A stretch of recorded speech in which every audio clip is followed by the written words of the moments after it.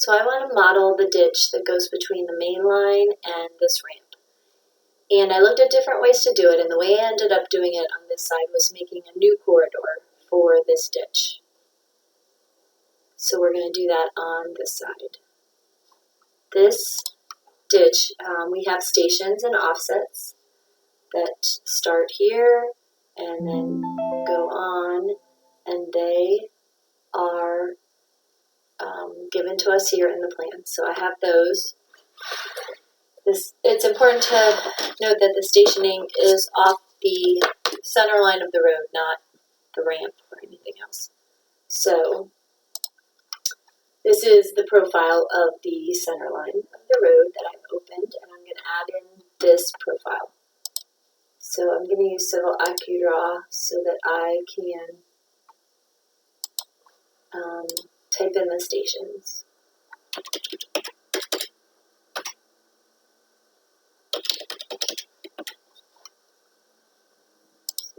And these might change a little, especially up near the Gore area, because these stations and offset were just taken from 100-foot cross sections, and things might be a little bit different when we go in and model every foot of this.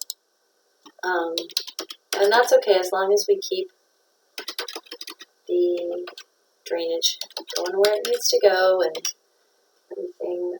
We have all minimum and maximum slopes and things like that, then that shouldn't be a problem. So I'm using the vertical geometry profile line between points, and with the Civil AccuDraw on, I can just type in my station and my elevation.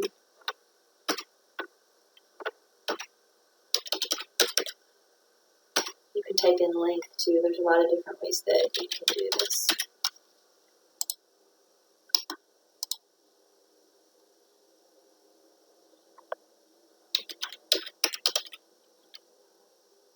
And I keep typing the station into the elevation box. Gotta be careful.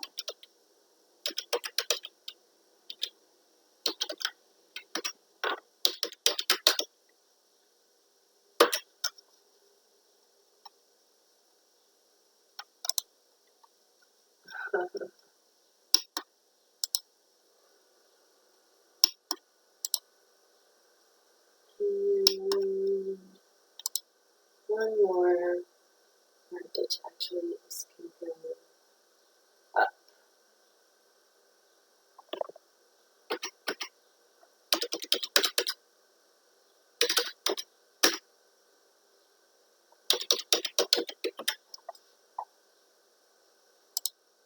Okay, so now I've drawn in all of that.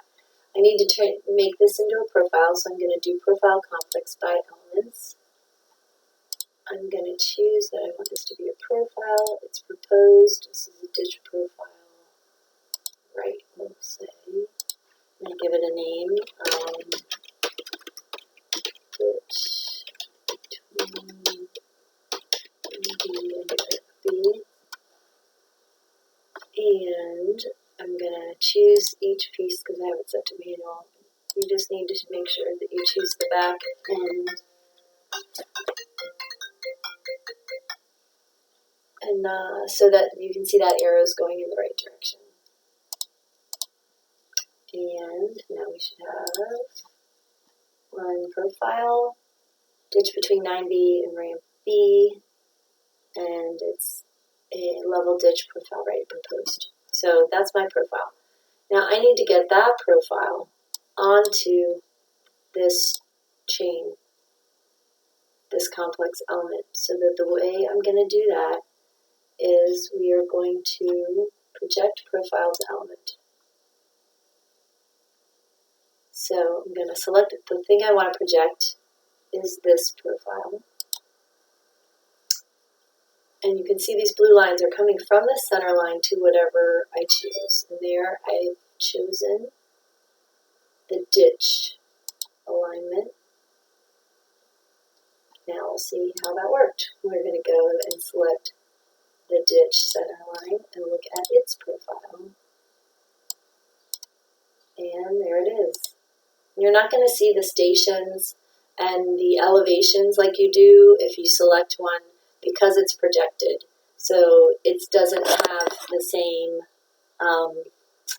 intelligence, like you can't go in and change an elevation or a station because it's being projected and not, not necessarily in a straight line from somewhere else. But we have the profile, and we're going to give it a name. It's the active profile, and let's give it a name. I'm going to just do the same. It's a pretty long name, but now we know what it is. And now that my baseline has a profile, which you can now see over here in the 3D view, there it is, we can build our corridor. So first we need to locate the baseline, reset for active profile, and our corridor name, ditch,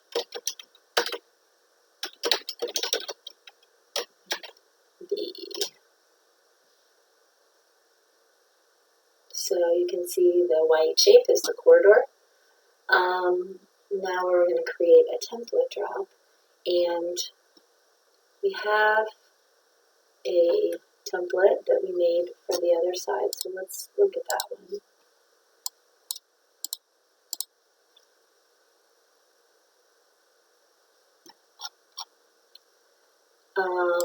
We'll just take this basic one, ditch between ramp and 9B. And we want, ours is going to be similar, it's just everything is going to be mirrored. So that's what we're going to do.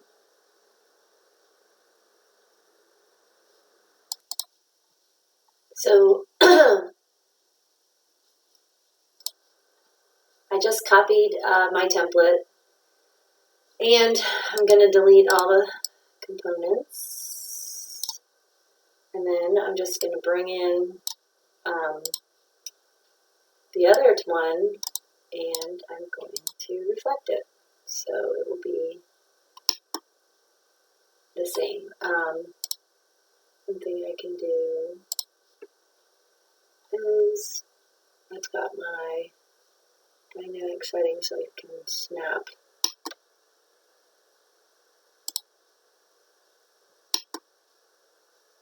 Better to that. So of course all my lefts and rights are now labeled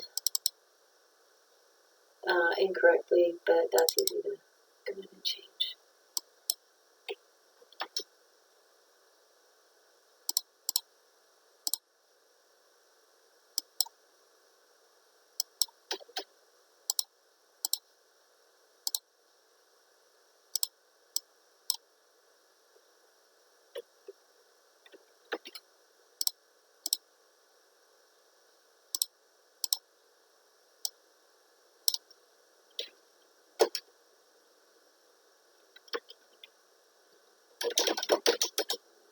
Okay, so we have our template.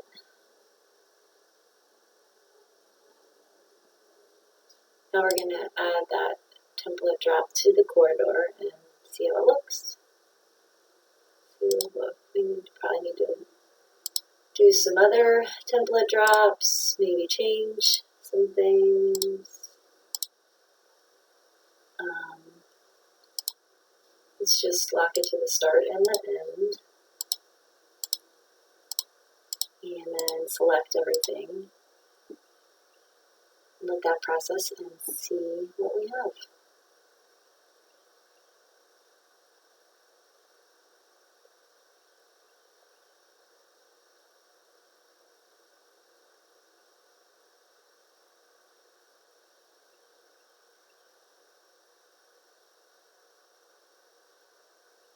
So it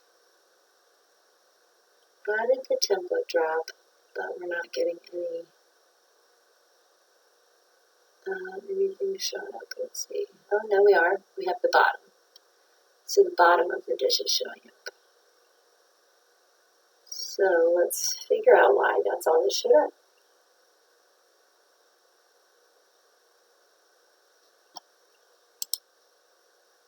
We can open up the cross sections.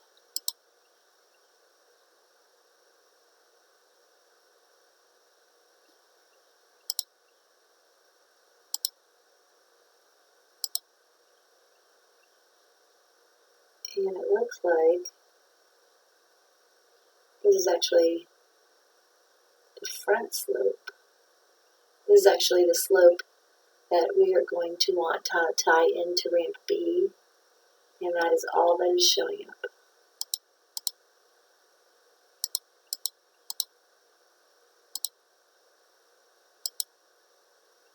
So let's go back and look at our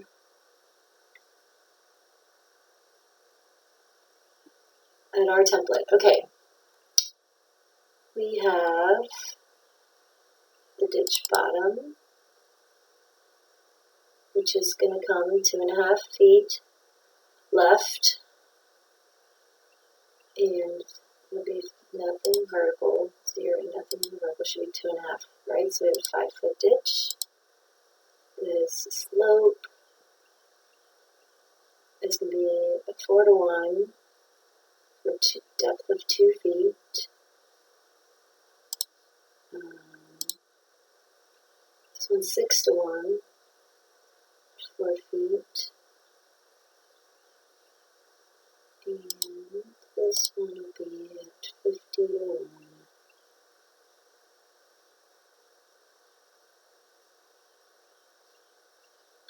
We'll probably, I don't know if you noticed, these labels are all going to say right. We changed this to left, but we can go back and do that later if we need to. End condition is infinite. It's not going to intersect with any ground because it's all going to be above ground, so that's why that's not drawing. And that one's probably not drawing because the bottom's not drawing, and we don't know why the bottom's not drawing. So this one has no constraints on it at all. Not sure why it's called TP either. Let's see. Pitch center line, apply. So this one should be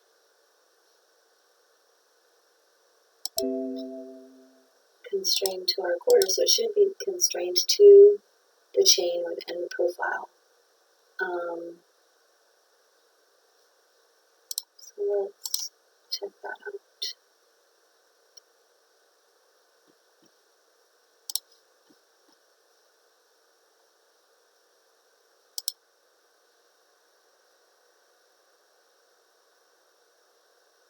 It's got a profile. Let's look at our profile again. It's there.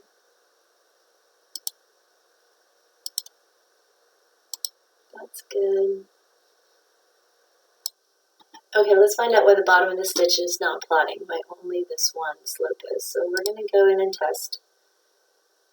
We're going to draw the active, the ground, and see. So the ground is here. We only have that slope, and that slope's going no matter where the ground is, that right slope. And then the rest is not drawing unless the existing ground is above that left slope. So looks like our problem is that this is an end component. It is, and we don't want that. So we're going to add, oops, not simple. We're going to add a constrained component from here to here.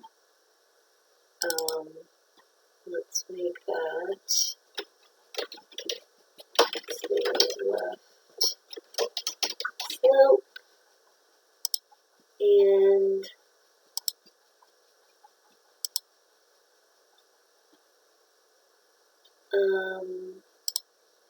we're going to give the bottom to be its parent component. Let's try that.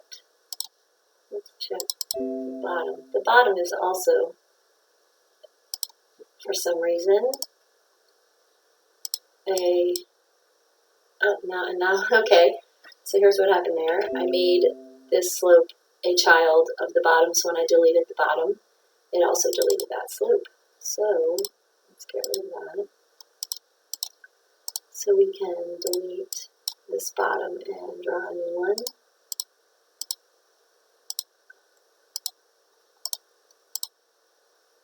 And we need to constrain this one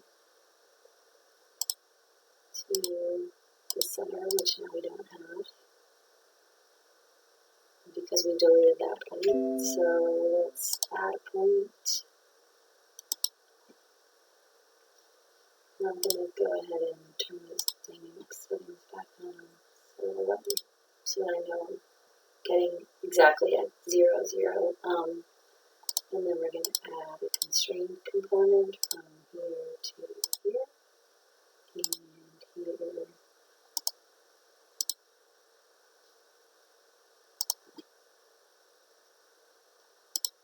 and here to here.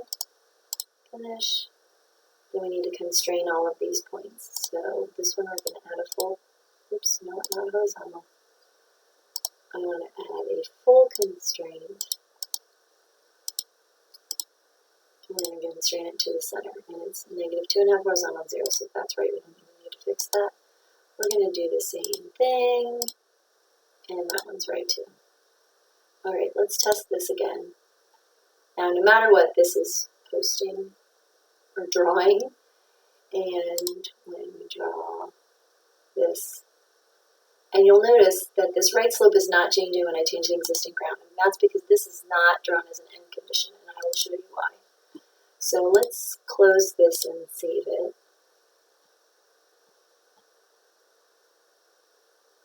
And then because we changed our template, we need to synchronize the template. And now you can see that more of the ditches showing up. The bottom and the front and the back slope are all showing up. Now this 1 to 50 slope is not showing up because it's never intersecting the existing ground. Now this point right here, I told you we were going to do something with that one, which is why I don't have it extending to the ground, because we're going to attach it to this point right here on this ramp B. This is the edge of the unpaved shoulder. So in order to do that, I have the corridor objects open. We're going to add a point control. Okay. We're going to start for now from the beginning to the end. We might change that. We're going to call it right slope. Going to accept these. The mode is both because we want horizontal and vertical. It's a corridor feature. The point is right ditch slope. And that's the point on my template, the template that we've been working with.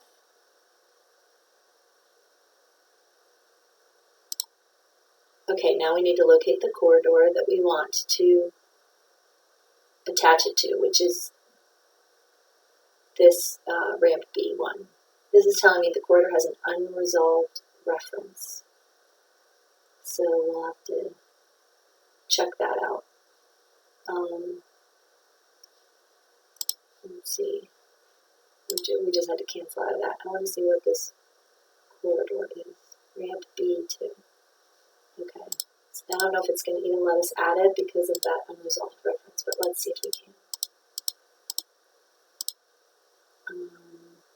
The corridor should have a list of all the corridors from all the files that are referenced into this one.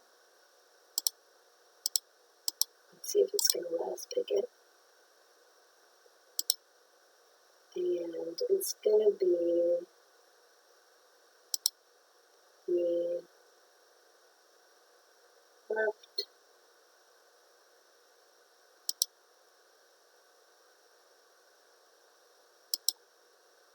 shoulder unpaved end is what we want to attach it to.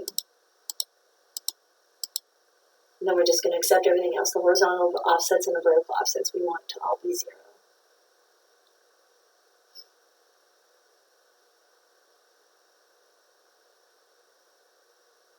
So it looks like in the model view that it has drawn it in, and it's attaching directly to our ramp B. But it's not showing up in that cross-section view yet. Let's see. Maybe if I just,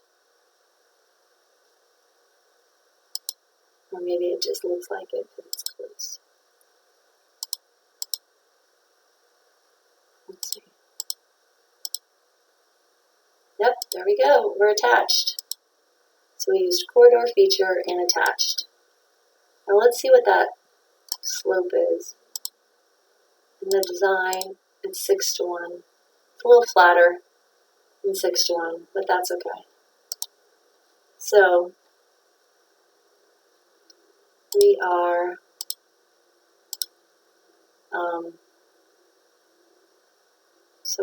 we are attached there, and these slopes are not exactly what we want, what we had, because I did them off the line that was in the plans, and everything's coming at different angles. The main line and the ramp are not perpendicular or parallel to each other. So, but the important thing is that this isn't too steep, that it's it's still matching up, and you can see this is only doing this every 100 feet. So, and we can always change this a little too.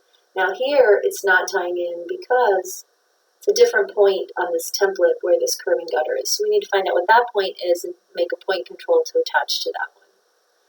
So we can do that as well. And then we need to worry about this left side.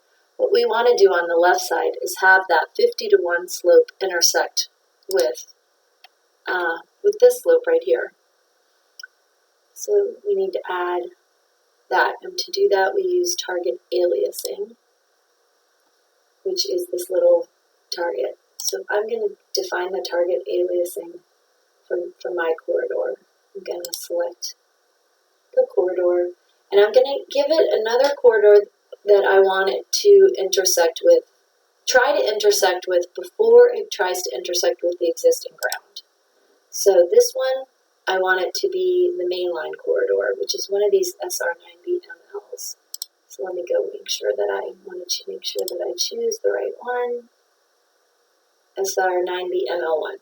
So target aliasing, I'm going to choose this corridor. I'm going to come down to ML1 and add it over here. And then I'm going to add the terrain model. So first I want it to look for the main line, then I want it to look for the terrain model. So there we have it. It drew in our 50:1 slope, and it stops right here at the main line.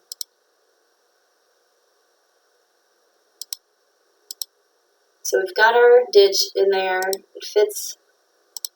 Then we'll see as we get back closer to the gore area.